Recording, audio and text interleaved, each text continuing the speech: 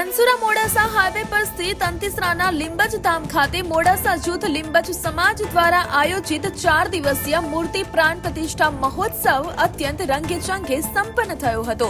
પાટણ મુખ્ય મંદિરથી લાવવામાં આવેલી પવિત્ર જ્યોત અને 60 થી વધુ વિદ્વાન બ્રાહ્મણોના વૈદિક મંત્રોચ્ચાર સાથે માતાજીની પ્રતિષ્ઠા કરવામાં આવી હતી. જે દરમિયાન હેલિકોપ્ટર દ્વારા પુષ્પવર્ષા થતા સમગ્ર વાતાવરણ ભક્તિમય બની ગયું હતું. આ પ્રસંગે 21 કુંડી શતચંડી મહાયજ્ઞમાં 60 પરિવારોએ યજમાન પદ શોભાવ્યું હતું.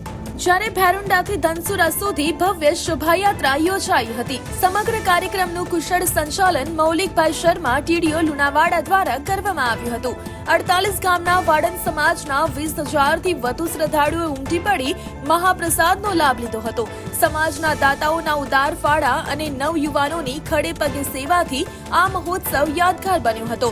જે બદલ સમાજના પ્રમુખ અને કારોબારી સભ્યોએ તમામનો આભાર વ્યક્ત કર્યો હતો.